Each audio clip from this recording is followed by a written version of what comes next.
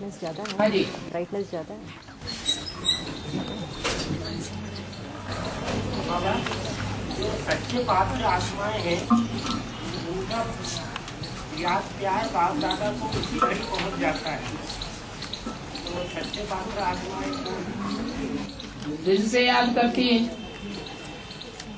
दिल की बातें दिलावर को ही देती है। वो है सच्चे दिल वाले।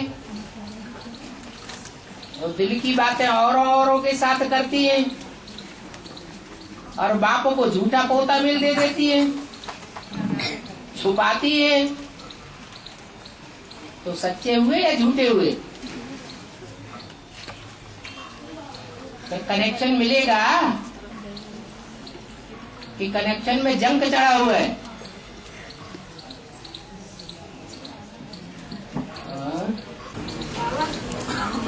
यदि के आदमी में जब 3 से 400 कन्याएं माताएं कराची पहुंची थी ना, तो वो तो 7-7 सालों में बनी थी। उनको पता कैसे चला कि कराची जाना है?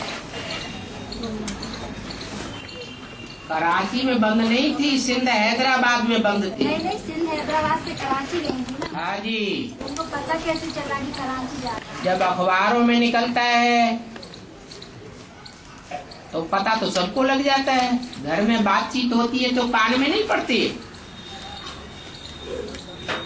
और जब झगड़ा होता है, खून खराबा होता है दुनिया में, हिंदुस्तान पाकिस्तान की अचानक लड़ाई लग गई, बंटवारा होने लगा, तो सबको अपनी अपनी जान प्यारी होती है। अपने शरीर से ज्यादा प्यार होता है या संबंधियों से ज्यादा प्यार होता है? शरीर अपना बचा के भागने की पड़ गई। जो देह के संबंधी थे वो भूल गए और उनको मौका मिल गया भागने का।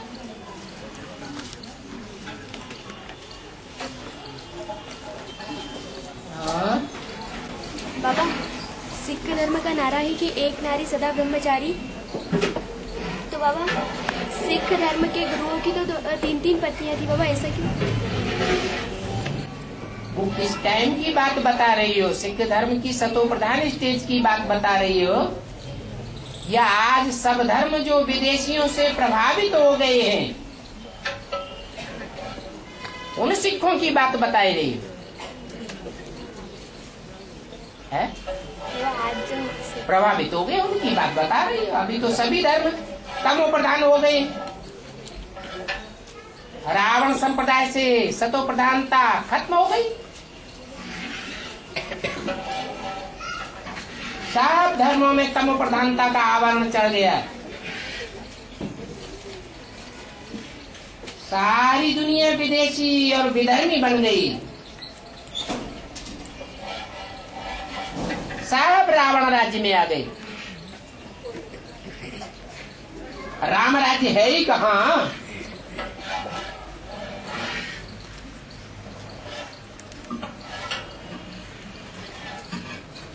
राम के जो घर परिवार के खास हैं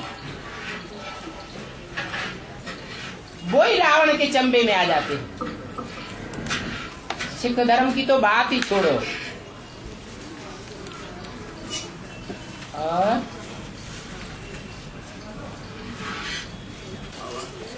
एक वार्तालाप में कहा है शरीर के धर्म का निर्वहन करना। हाँ जी। और ये मतलब अपने लौकिकता में अपने से बड़ों के पैर छूना उचित है या अनुचित, क्या कहेंगे? ये शरीर का धर्म है। शरीर धारणा करता है, धारणा आत्मा करती है या शरीर धारणा करता है? आत्मा धारणा करती है। जब ज्ञान मिला तो आत्मा की बुद्धि में ये बात बैठ गई कि आत्मा की बुद्धि को किसकी बुद्धि रूपी पांव को स्पर्श करना है? ऊंचते ऊंचे बाप की बुद्धि रूपी पांव को स्पर्श करना है, या जो पतित तमो प्रधान हो गए हैं उनके बुद्धि रूपी पांव के स्पर्श करना है? एक बाप की बुद्धि रूपी पांव। उसे स्पर्श करेंगे तो संग के रंग से आप समान बनेंगे, बाप समान बनेंगे। नहीं तो उल्टे निर्णय लेते रहेंगे। इसलिए मुरली में बोला है, माँ बाप होते हैं बच्चों के दुश्मन, क्योंकि मोह में आकर के शादियां कराते रहते हैं। शादी कराने से तो बर्बादी हो जाती है, क्योंकि अंतिम जन्म है। मोह में आकर के उनकी बुद्धि में ये बात बैठती नहीं, तो बुद्धि मोह अंधकार में डूबी हुई कहें या मोह अंधकार से स्वतंत्र कहें, जो खुद ही मोह अंधकार में डूबे हुए हैं, जिनके बुद्धि रूपी पांव अंधकार में चल रहे हैं, उनके पांव स्पर्श करने से दूसरों का कल्याण कैसे हो जाएगा?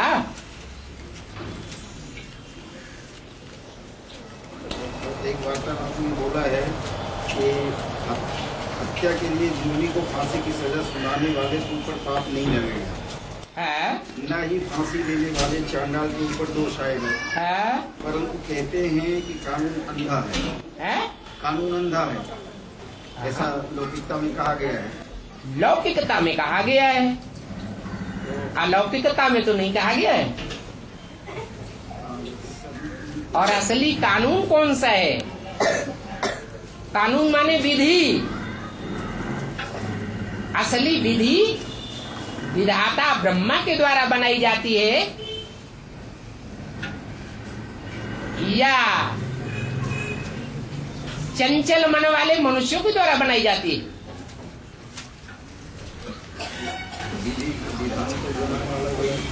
तो उसके विधान पर चलना ये तो अच्छी बात है। और आज का जो कानून मनुष्यों ने बनाया हुआ है, वो मनुष्य तो सब अंधकार में है। जब मनुष्यों का शासन करता ही धृतराष्ट्र अंधा है, तो यथा राजा तथा सारी प्रजा अंधी है ही कौरवों का राज्य। पांडव तो बहुत थोड़े हैं जिन्होंने पंडा बाप को पहचाना है। आगे आगे ये है कि एक निर्दोष व्यक्ति को फांसी की सजा सुना दी गई, तो इस परिस्थिति में चांडाल तो निर्दोष है, सजा सुनाने वाला भी निर्दोष है। तो परंतु सजा सुनाने वाले के ऊपर कोई काम चढ़ेगा? क्यों चढ़ेगा? उसने तो न्याय के लिए फैसला दिया है कि अन्याय के लिए फैसला दिया है। उसको न्याय करने के लिए पब्लिक ने राजा बनाया, तो उसका फर्ज हो जाता है कि न्याय करे, अन्याय न करे। खूनी खून करता है, हत्यारा हत्या करता है, तो उसको उसकी सजा नहीं मिलनी चाहिए। और वो सजा देने का अधिकारी वो ही हो सकता है जो निमित्त बनाया गया। उसने आदेश सुनाया, उसने हत्या की है, इसकी हत्या होनी चाहिए। डिसाइड कर पाता क्या कानून के आधार पे अगर देखें तो एक वकील उसको सत्य को भी झूठा कर देता है। जो झूठा कर देता है और जो झूठे कानून बनाता है, दोष उसका है ना। और झूठे जज नियुक्त करता है, दोष उनका है जो अंधा कानून बनाते हैं। धृतराष्ट्र अंधा कानून बनाता है, भगवान बाप सोझरा बनाता है। और शूद्र से ब्राह्मण बनते, ब्राह्मण से देवता और देवता से फरिश्ते बनते। देवता से फरिश्ते बनते, उल्टा। फरिश्ता माने जिनका फर्श वालों की दुनिया से कोई रिश्ता नहीं। तो फर्श वालों की दुनिया से रिश्ता न होना माने नष्टो मोहा होना। ये नष्टो मोहा होना सतयुग में होगा या यहाँ संगम युग में होगा? तो संगम युग में पहले फरिश्ता होते हैं या पहले देवता होते हैं? पहले क्या होंगे? फरिश्ता होंगे। नष्ट मोहा होंगे तो देवता होंगे। इनमें पुल्लिंग का शब्द का उपयोग है। इनमें तीनों में पुल्लिंग का शब्द का उपयोग है। उपयोग पुल्लिंग शब्दों में उपयोग है। हाँ, स्त्रीलिंग का किधर से? यहाँ रिश्ते की बात है, स्त्री पुरुष की बात नहीं है। देवता माने जो देवने वाला हो, लेने की इच्छा न करने वाला हो। हम किसी को प्यार देंगे तो हमें प्यार मिलेगा। ऐसे नहीं ये हमको प्यार नहीं देता है इसलिए हम इसको प्यार नहीं करेंगे, उसको देवता नहीं कहा जाता। और वो देवता जो देने का ही काम करने वाला हो, वो चाहे स्त्री हो और चाहे पुरुष हो। कौन सी कोटि का कहा जाएगा? देवता कहा जाएगा, राक्षस कहा जाएगा या मनुष्य कहा जाएगा? देवता ही कहेंगे। तो देवता तो एक जाति हो गई। उस जाति में स्त्री भी हो सकती है, पुरुष भी हो सकते हैं।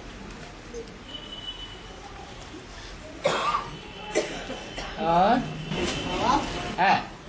सीता को यही कहा रामायण में है। सीता को यही कहा है। इसको सीता को हाँ, हल द्वारा जमीन से घड़े द्वारा निकली, बताइए उसका क्या है। वी माने क्या और देही माने क्या है? वी माने आत्मा नहीं,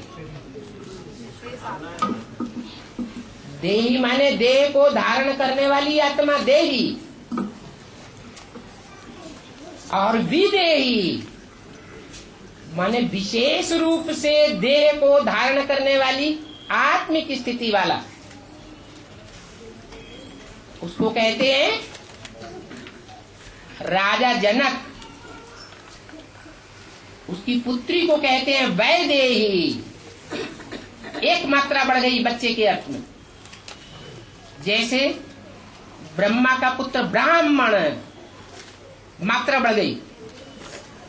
विष्णु का फॉलोअर वैष्णव, मात्रा बढ़ गई। ऐसे ही राजा जनक थे विदेही, और उनकी पुत्री का नाम वैदेही। आपने अर्थ नहीं समझा तो सीता को ही विदेही कह दिया, इसलिए गड़बड़ घोटाला हो गया।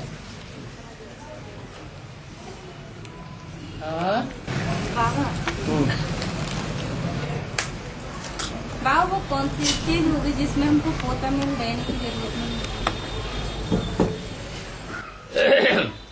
जब पोता मेल होगा ही नहीं, मन बुद्धि में कुछ खाएगा ही नहीं, पाप अंदर होगा तो मन बुद्धि को पाप खाएगा। जंक लगा हुआ होगा तो जंक काटेगा। जंक होगा ही नहीं पापों का तो काटेगा क्या? तो जिसकी आत्मा में पाप का बोझा भरा हुआ है, सच्चाई का पता लगने पर उसका दिल खाएगा जरूर, और जिसका दिल खाता नहीं है, भले सच्चाई का पता लग गया, ज्ञान भी मिल गया, फिर दिल में कोई कचाहट नहीं आती है, साफ दिल हो गया, तो उसे पोता मिल देने की क्या दरकार? वो तो अवस्था बन गई। जब चाहे तब निराकारी बीज रूप स्टेज में टिक जाए।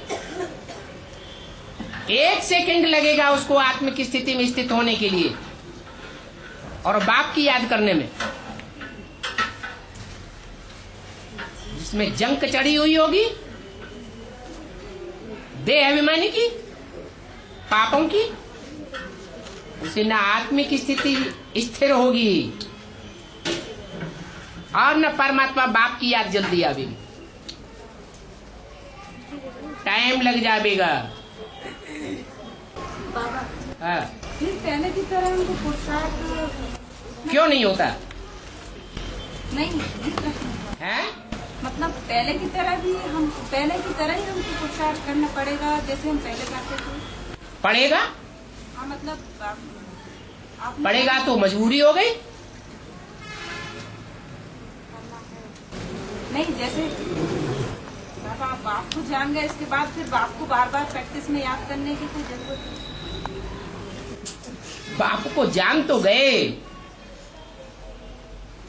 जानने के बाद फिर संग का रंग लेने की जरूरत नहीं है बुद्धि को। बुद्धि पवित्र हो गई फिर नहीं, जो लोग बाबा जैसे और मन बुद्धि का तो ये हिसाब है कि बाप को याद करने की जरूरत नहीं है, समझो कोई बात नहीं, लेकिन मन बुद्धि कहीं तो लगेगी। बाप नहीं याद आएगा तो कोई दूसरा याद आवेगा, तो वो अच्छा लगता है क्या? बाप को याद करना मुसीबत है, कब छूट जाए। बाबा बाप बड़ा या बाप का काम बड़ा? बाप कैसे है? अगर बाप बीजारोपण न करे तो बाप है? बीज को ही बाप कहा जाता है। बीज डालने वाला बीज बोने का काम किया तभी तो बाप हुआ। और बाबा अल्लाह मेहरबान और तो टिड्डा पहलवान, इसका मतलब क्या हुआ? अल्लाह मेहरबान और टिड्डा पहलवान, इसका मतलब क्या हुआ? अल्लाह क्या? अल्लाह पहलवान और टिड्डा अल्लाह मेहरबान और टिड्डा पहलवान, इसका मतलब क्या हुआ? कौन सी मुरली में आया?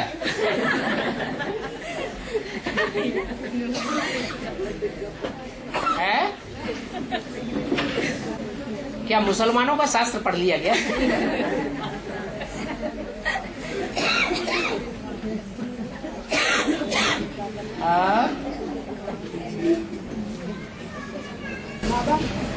दृष्टि से सेवा कैसे है? दृष्टि से सेवा कैसे? दृष्टि हो या कोई भी कर्मेंद्रिय हो, दृष्टि तो सब इंद्रियों में श्रेष्ठ मानी जाती है।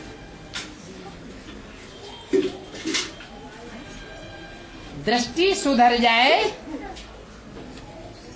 तो और क्या चाहिए? दृष्टि सुधर जाएगी तो वृत्ति भी सुधर जाएगी। दृष्टि बिगड़ती है, चंचल होती है, तो सब इंद्रियां चंचल हो जाती हैं।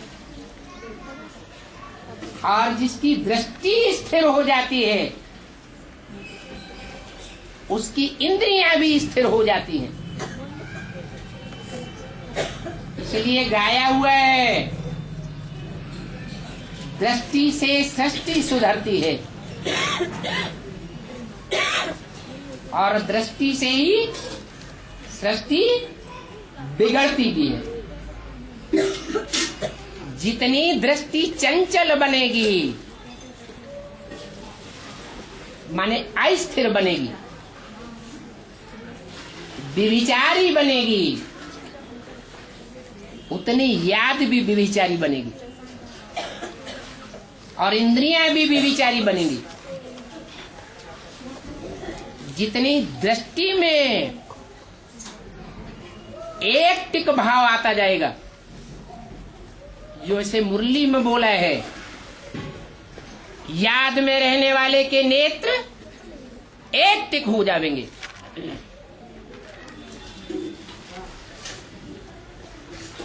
तो दृष्टि एकाग्र हुई, मन बुद्धि भी एकाग्र हो करके एकाग्रता का वाइब्रेशन सृजन करती है।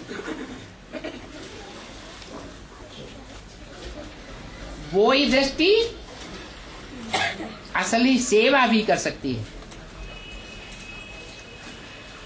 अगर दृष्टि में ये अभ्यास नहीं हुआ है तो सेवा के बदले क्या होगा? डिससर्विस होती रहेगी। और सिहोर का अर्थ क्या होता है? सिहोर का अर्थ मतलब क्या होता है? सिहोर नाम क्यों पड़ा? सिहोर नाम इसीलिए पड़ा होगा, एक बाप को नहीं देखा होगा। सी और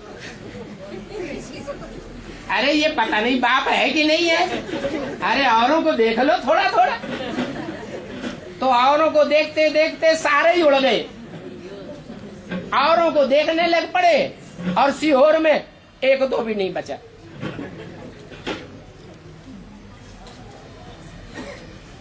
हुआ कि नहीं? प्रैक्टिकल में ऐसा हुआ।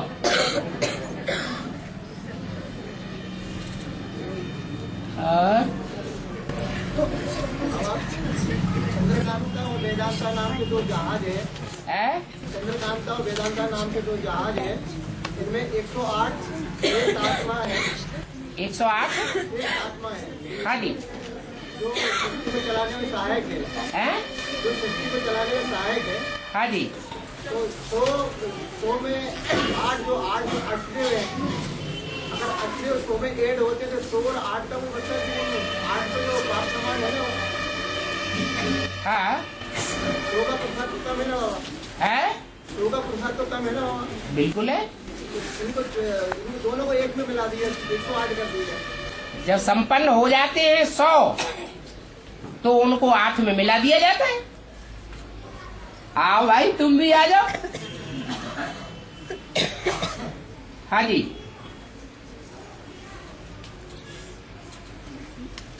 इसलिए 100 कौरव गाए हुए हैं। पहले कौरवों की संख्या ज्यादा थी या पांडवों की संख्या ज्यादा थी? कौरवों की संख्या थी 100 और पांडव तो मुट्ठी भर। सारी दुनिया कौरव संप्रदाय थी, सब कौरवों की तरफदारी करने वाले थे, धृतराष्ट्र के राज्य में थे, अंधे के राज्य में थे। जब युद्ध हुआ सत्य और असत्य का, सत्य माने ज्ञान, असत्य माने अज्ञान, तो एक पार्टी से टूट करके दूसरी पार्टी में ऐड होने लगी। 5 पांडवों से बढ़कर के संख्या कितनी हो गई? 7 अक्षोणी हो गई। कहा? सारी दुनिया धृतराष्ट्र संप्रदाय। और कहा 11 अक्षौणी कौरव बचे और 7 अक्षौणी पांडव हो गए। फिर भी झूठ को फॉलो करने वालों की संख्या ज्यादा होती है या सच्चाई को फॉलो करने वालों की संख्या ज्यादा होती है? तो दुनिया में जितने भी विधर्मी हैं, विदेशी हैं, जब युद्ध का फाइनल फैसला होगा तो भी दुनिया में असत्य को फॉलो करने वाले ढेर के ढेर होंगे, जो बाप के घर में जाकर के बैठेंगे लंबे समय तक, और बाकी राज्य में आवेंगे वो थोड़े होंगे। बाबा हम खाना बना रहे थे, हम खाना बनाते बनाते हमारे मुंह में से निकल गया मतलब ये परमात्मा। तो एक भाई हमारे पास था तो वो कल कि अब से कल परमात्मा को तो सब भगवान को 5 साल में सब भूल जाएंगे। तो क्या ऐसा तो नहीं होएगा, ऐसा नहीं हो सकता। तो कल नहीं ऐसा ही होगा। तो बाबा सच है क्या? आप दूसरों की बातें सुनते क्यों हैं? तो दूसरा कोई बात कहता है और हम सहज उसकी बात मान जाते हैं, इसका मतलब हम उस कैटेगरी में हैं। नहीं, हमने बात नहीं मानी बाबा, हमने कहा तो आप अगर आपके बुद्धि में बैठी ही नहीं तो आप कंफर्म क्यों कर रहे हैं, वेरीफाई क्यों करा रहे हैं? आपकी बुद्धि में ये बात पक्की बैठ रही है, हाँ ऐसा भी हो सकता है। नहीं बाबा, इसलिए बड़ी सभा में हम बाबा से कंफर्म करा लें, हो सकता है कि नहीं हो सकता है। और बाबा हाँ, शरीर 5 तत्वों से बना है, पर कैसे? बस कैसे? जो रोज शरीर बनते रहते हैं और रोज शरीर बिगड़ते रहते हैं, माना शरीर छूटते रहते हैं, तो ये 5 तत्व मनुष्य के शरीर में मौजूद हैं। उन शरीरों में जो स्त्री चोला है, धरणी का तत्व धारण करने वाला, धरणी में 5 तत्वों का समावेश परसेंटेज में सबसे जास्ती होता है। अग्नि में, वायु में, आकाश आदि में उतना 5 तत्वों का परसेंटेज ज्यादा नहीं होगा, लेकिन धरणी में 5 ही तत्व के समावेश जास्ती होता है। इसलिए धरणी को माता कहा गया है। वो माता ही 5 तत्वों का पिंड धारण करती है। जो पिंड बाप के बीज से बनता है, जो बाप का बीज है वो भी 5 तत्वों से बना हुआ है। वो है अति सूक्ष्म शक्तिशाली तत्व, जिसे धारण करने से पृथ्वी रूपी माता भ्रूण तैयार करती है, जिसे निर्जीव पिंड कहा जाता है। उसमें माता का अंश बढ़ता जाता है और पिता का अंश स्वल्प होता जाता है। जब वो पुंड परिपूर्ण हो जाता है, 5 तत्वों का पक्का पुतला बन जाता है, तब उसमें 4-5 महीने के बाद आत्मा प्रवेश करती है,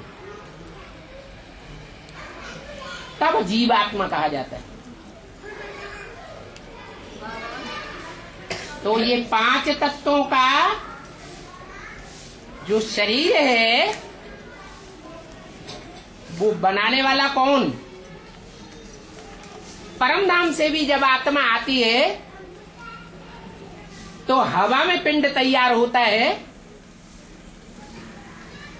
सूक्ष्म शरीर तैयार होता है, या पृथ्वी पर स्थूल पिंड होता है उसमें प्रवेश करती है,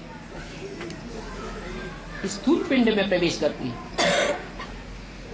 वो पिंड न अग्नि में है, न वायु में है, न आकाश में है, वो पृथ्वी माता ही है जो उसे धारण करती है। इसलिए 5 तत्वों के बहुत में बहुत नजदीक माता का चूल्हा है, माता के रूप में पार्ट बजाने वाली है। इसलिए बोला स्त्री चोला होता है देह अभिमानी और पुरुष चोला होता है आत्मा अभिमानी। ये अपेक्षाकृत कहा जाता है। स्त्रियों का देहमान जल्दी खत्म नहीं होता, पुरुष जल्दी निराकारी स्टेज में टिक जाते हैं। स्त्रियों को देह का होना ज्यादा रहता है, परंतु वो देह आत्मा एक जन्म में स्त्री चोला धारण करती है संस्कारों के अनुसार, और पूर्व जन्म के संस्कारों के अनुसार ही एक जन्म में पुरुष चोला धारण करती है। ज्यादा से ज्यादा 2 जन्म स्त्री या 2 जन्म के पुरुष वृत्ति के संस्कारों के अनुसार चोला बदल सकता है। बाकी जब जब स्त्री चोला धारण करेगी आत्मा, तो वो 5 तत्वों से ज्यादा नजदीक होकर के रहेगी। इसलिए कोई कहे इसका क्या प्रूफ है, तो प्रूफ यही है कि वो निराकारी बाप स्त्री चोले में आता है और स्त्री चोले के द्वारा संसार में प्रत्यक्ष होता है, या पुरुष चोले में आता है और पुरुष चोले के द्वारा प्रत्यक्ष होता है, पुरुष चोले में प्रत्यक्ष होता है। और बाबा वसुदेव की 2 पत्नियां थी, देवकी और रोहिणी, तो बाबा वसुदेव की 2 पत्नियां थी, देवकी और रोहिणी, तो बाबा वो पार्ट यहाँ पर किसके हैं?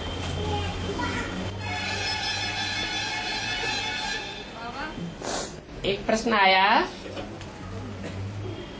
वसुदेव की 2 पत्नियां थी। वसुदेव किसे कहा जाता है? और वसुदेव का बच्चा, वसुदेव को फॉलो करने वाली आत्मा नंबर 1। अभी बताया ब्रह्मा का बच्चा ब्राह्मण, एक मात्रा बढ़ गई, तो वसुदेव का बच्चा वासुदेव, ये नाम पड़ गया। वसु माने धन संपत्ति, देव माने देने वाला, ज्ञान की बेहद धन संपत्ति देने वाली आत्मा कौन है? कौन है? अरे शिव बाबा। तो शिव बाबा एक माता का आधार लेता है, एक देहधारी का आधार लेता है, या 2 का आधार लेता है? शास्त्रों में गाया हुआ है। जब सृष्टि रची गई तो 2 पत्नियां थी जिनसे सृष्टि का उद्भव हुआ।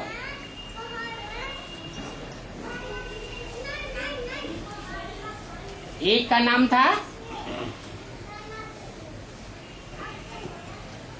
दिति, और एक का नाम था अदिति।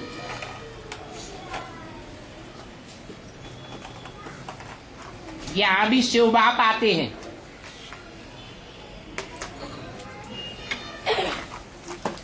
तो कितने आधार लेते हैं मुख्य? एक टेम्परेरी और एक मुकर्रर। एक का नाम ब्रह्मा विख्यात होता है,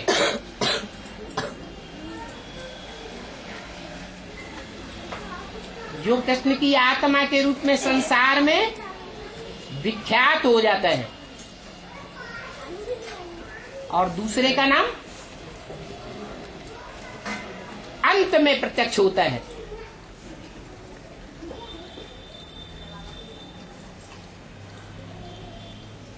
इसकी यादगार है, जब अंत समय आता है, अर्थी ले जाते हैं शमशान घाट में, तब क्या कहते हैं? राम नाम सत्य है। तो ये सृष्टि का भी जब विनाश काल होता है, आत्माओं का महाप्रयाण का टाइम आता है, तो राम वाली आत्मा प्रत्यक्ष होती है। प्रत्यक्ष होने से पहले सब निश्चय अनिश्चय के चक्र में डोलते रहते हैं, कभी जन्म कभी मृत्यु। तो दो आत्माएं हैं जो शिव बाप जिनका आधार लेता है, एक हीरो और एक हीरोइन के रूप में। एक है राम की आत्मा और एक है कृष्ण की आत्मा। कृष्ण वाली आत्मा असुरों को गोद में पालना देने के निमित्त बन जाती है, जो यज्ञ के आदि से ही बन गई। शास्त्रों में भी दिखाया गया है यादगार। ब्रह्मा ने किसको वरदान विशेष दिए हैं? असुरों को विशेष वरदान दिए।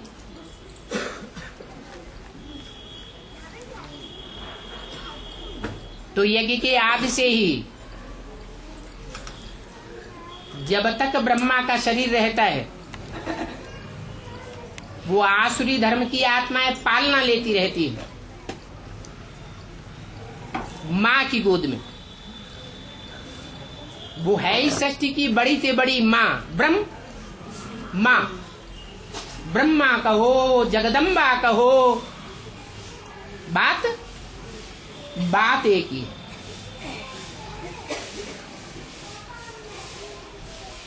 तो वो तो हो गई जगत माता का विशेष पार्ट बजाने वाली आत्मा।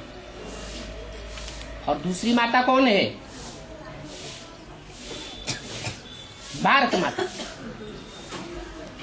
वो सिर्फ भारत माता ही है कि साथ में पिता भी है। वो पिता भी है,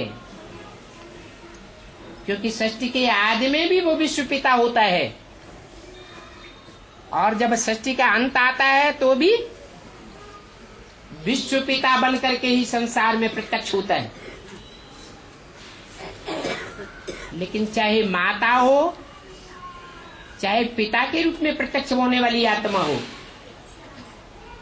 दोनों ही आत्माएं सृष्टि रूपी रंगमंच पर शिव ज्योति बिंदु का आधार माने माता साबित हो जाती है।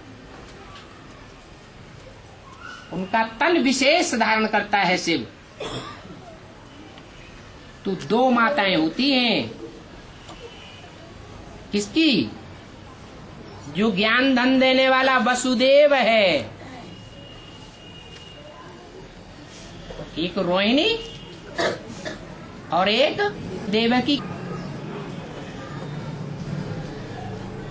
कृष्ण देवकी का पुत्र है। रोहिणी से बलराम होता है। और वो कन्या भी जाकर के पलती है, जो कंस के हाथ से छूट जाती है।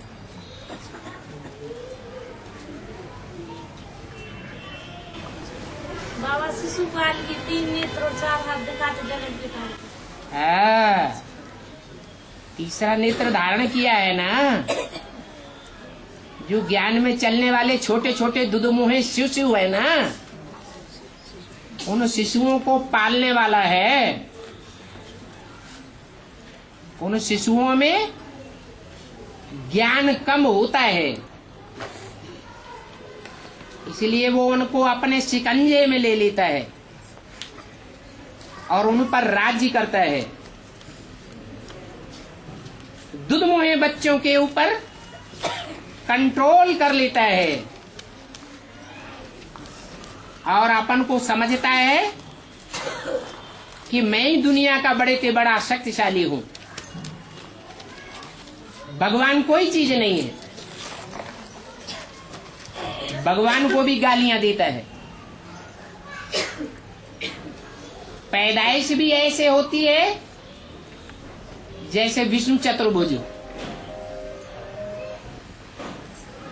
लेकिन जब असली प्रत्यक्ष होता है, असली भगवान के कनेक्शन में आता है,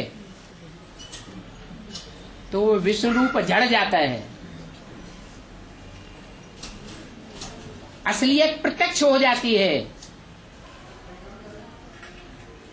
असली विष्णु और नकली विष्णु का भेद खुल जाता है। तो ऐसे नहीं है कि ज्ञान का तीसरा नेत्र धारण नहीं करता है। धारण तो करता है, लेकिन जैसे पूतना छोटे छोटे बच्चों को, दुधमुहे बच्चों को विषैला दूध पिलाती है या बड़ों को पिलाती है? छोटे छोटे दुधमुहे बच्चों को दूध पिलाती है। ऐसे ही वो शिशुपाल भी, जो कम ज्ञान वाले बच्चे हैं, उनको अपने कंट्रोल में ले लेता है। बाबा, है जो माताएं पढ़ी लिखी नहीं है, चिंता मंथन नहीं कर पाती हैं, चिंता मंथन नहीं कर पाती हैं, वो संशय में आती हैं बहुत ज्यादा, तो क्या करें? पढ़े लिखे संशय में नहीं आते। अब पढ़े लिखे उनको पता नहीं हो जाने और जो पढ़े लिखे नहीं है वो ज्यादा मंथन नहीं कर पाते। आप अपनी बात समझते हैं। जो बहुत पढ़े लिखे हैं, जैसे रावण बहुत पढ़ा लिखा ज्ञानी था और वो बहुत संशय बुद्धि होता था,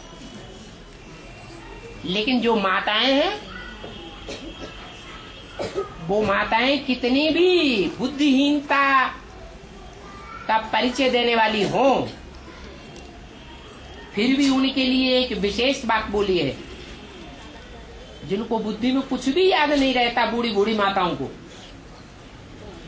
परिवार में बच्चों की परवरिश और पैदाइश करते करते उनकी सारी बुद्धि और इंद्रियों की शक्ति निचुड़ गई है, उनको बाप तो सबसे जास्ती याद आता है। ज्ञान बुद्धि में भले नहीं ठहरता, बाप याद आता है या नहीं आता है? बाप याद आता है। तो अगर बाप को ही याद में धारण करे रहे अंत तक, तो उसका रिजल्ट बताया है कि जो बाप की याद में तीखा जाएगा, वो हर सब्जेक्ट में आगे चला जाएगा, उसमें ज्ञान भी आ जाएगा। है? हाँ, तो वो 63 जन्मों का हिसाब किताब जहाँ जहाँ दूसरों के साथ जोड़ा है बाप को छोड़ करके, वो शूटिंग पीरियड में सामने आवेगा या नहीं आवेगा? है? नहीं तो माताओं के लिए तो खास भगवान बाप आता है, और खास करके बांधेली माताओं को जितना याद आता है उतना और कोई को याद नहीं आता है। बूढ़ी माताओं को भी बांधेली माताएं कहेंगे, क्योंकि उनके बच्चों ने उनकी बुद्धि को बांध लिया।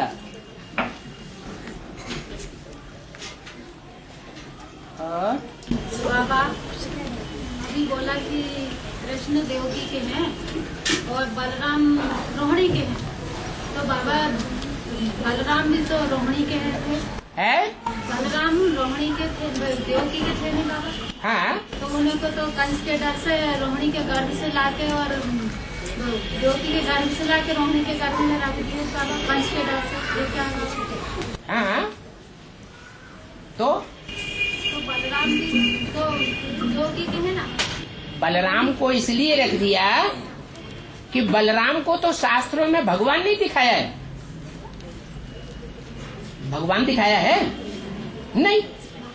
भगवान किसको दिखाया? कृष्ण को भगवान दिखाया। तो कंस के लिए दुश्मन भगवान है या बलराम है? भगवान दुश्मन है। इसलिए कृष्ण को यमुना क्रॉस कराई जाती है। काली विषय वैतरणी नदी को कृष्ण वाली आत्मा क्रॉस करती है।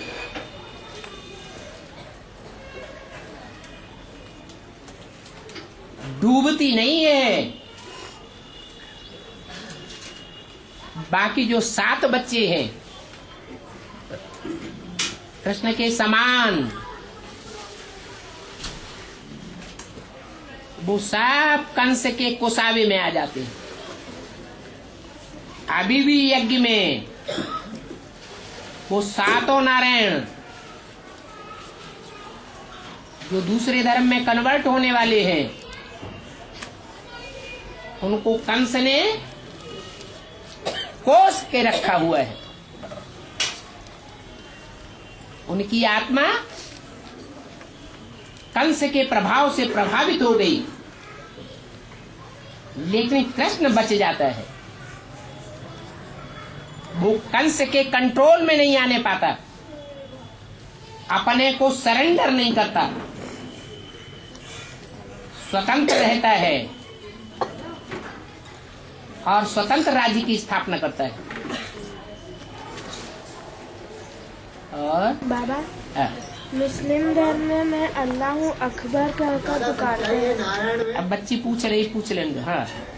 मुस्लिम धर्म में अल्लाह अकबर कहकर पुकारते हैं। बाबा अल्लाह तो सुप्रीम सोल शिव है और अकबर कौन है? जो मुसलमान है वो जब भगवान को याद करते हैं तो खास क्या बोलते हैं?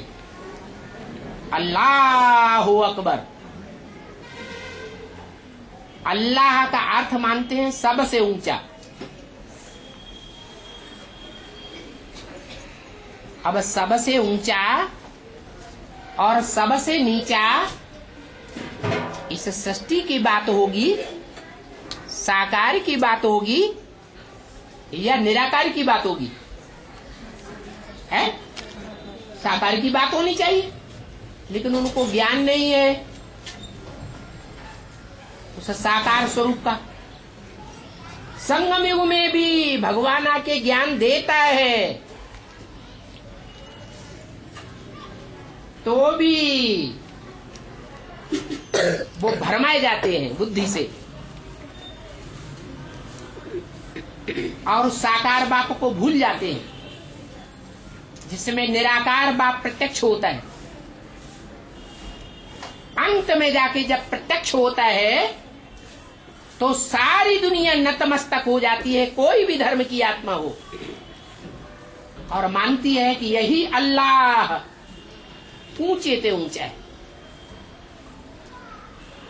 तो उसमें थोड़े समय के संस्कार हुए ऊंचे को समझने के, या लंबे समय के अधिक संस्कार हुए? थोड़े समय के संस्कार पड़ते हैं, और वो अंत समय के संस्कार ही भक्ति मार्ग के 63 जन्मों में वो कन्वर्ट होने वाली आत्मा धारण कर लेती है और बोलती है अल्लाह, पहला नाम। फिर बोलती है हो अकबर। अक कहा जाता है ऐसा फूल जो बहुत छोटा होता है, जंगली फूल है, कांटों के जंगल का, दुख देने वाले के बीच में पैदाइश होती है। दुख देने वाला जंगल होता है, यह दुख देने वाला गार्डन होता है। गार्डन फूल के बगीचे को कहा जाता है,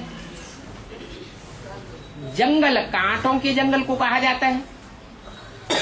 वहां छोटे फूल वाला वो अक पैदाइश होती है। उन छोटे फूल वालों में जिनकी विशेषता है कि बहुत दुर्गंध छोड़ते हैं। अक्का का फूल क्या छोड़ता है? दुर्गंध छोड़ता है। दुर्गंध माने ग्लानि की गंध।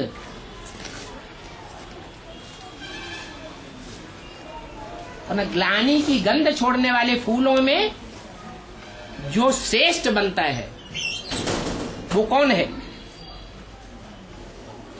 दुनिया में जितने भी ग्लानि करने वाले धर्म हुए हैं, सच्चाई की ग्लानि करने वाले, सत्य बाप की ग्लानि करने वाले, जो अभी ब्राह्मणों की दुनिया में अभी भी प्रत्यक्ष हो रहे हैं। बाप की ग्लानि वाचा से भी करते हैं, बाप की ग्लानि कर्मेंद्रियों के कर्मों से भी करते हैं, बाप की ग्लानि गंदे वाइब्रेशन फैलाकर भी करते हैं। ऐसे अकबरों में अव्वल नंबर आत्मा कौन है?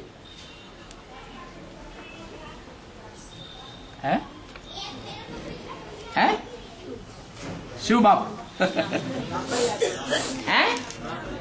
राम वाली आत्मा गंध छोड़ने वाले, भगवान की सबसे ज्यादा ग्लानि करने वाली राम की आत्मा है। इस्लाम धर्म का जो मुखिया है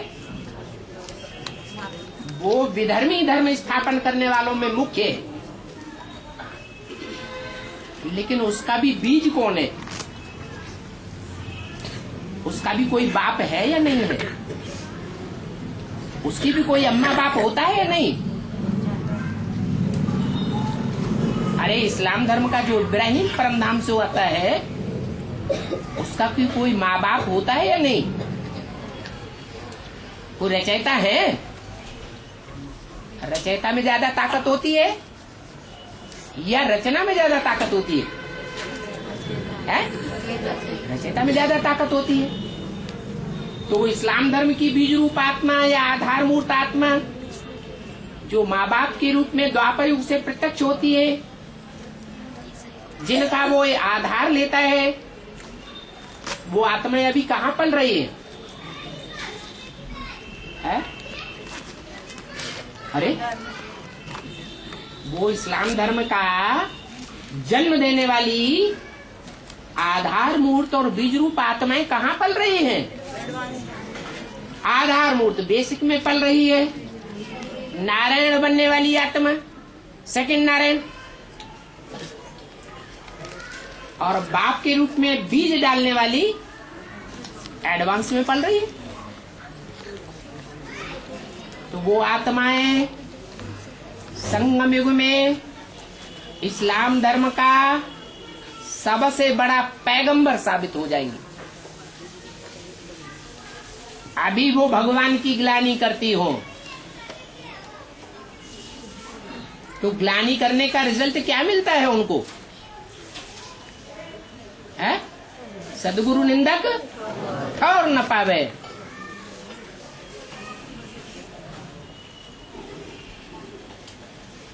भले वो आत्माओं की शुरुआत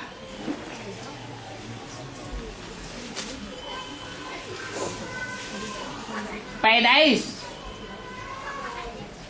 राजधानी में होती है, पालना भी उन आधार मूर्तों की माउंट आबू में होती है, तो भी भगवान का बाप का जो असली पार्ट है उसकी ग्लानि के निमित्त बनती है। इसलिए जब महामृत्यु का समय, महाविनाश होगा, उस समय उनको कौन से देशों में काम करना पड़ेगा, सेवा करनी पड़ेगी? इस्लामी देशों में जाकर के सेवा करनी पड़ेगी। वहां जाकर के वो इस्लामियों को पैगाम देंगे, उनके पैगंबर बनेंगे बड़े से बड़े।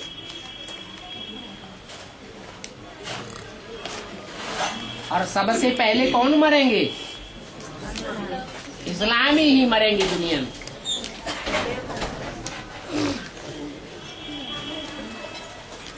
दुनिया में और धर्म वाले बाद में मरेंगे, लेकिन इस दुनिया में पहले पहले कौन भी धर्मी आए हैं? इस्लामी आए हैं। जो पहले आएंगे वो पहले जाएंगे, वो पहले मरते हैं। ऐसी मार काट की दुनिया में उन बीज रूप और आधार मूर्त आत्माओं को सेवा करनी पड़ेगी, भटक भटक के। सदगुरु निंदक ठौर न पावे। इसलिए वो इस्लाम धर्म की आत्माएं उनको ग्लानि की गंध फैलाने वाले फूलों के बीच में सबसे श्रेष्ठ मान लेंगी। इसलिए उनका नाम पड़ता है अकबर। वर माना श्रेष्ठ, अक माने गंध फैलाने वाले छोटे छोटे जंगली फूल।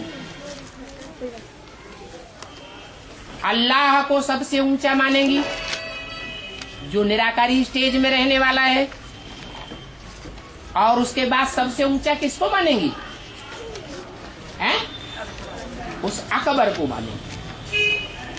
ये भक्ति मार्ग में उनका नाम अभी तक भी चलता चला आ रहा है। जहां भी मस्जिद में जाएंगे, मुसलमानों का भारत में जो सबसे बड़ा तीर्थ स्थान है अजमेर, वहां उर्स में इकट्ठे होंगे। या दुनिया का जो सबसे बड़ा तीर्थ स्थान है काबा, अरब देश, वहां भी इकट्ठे होंगे। तो कौन सा नारा लगावेंगे? अल्लाह हो अकबर।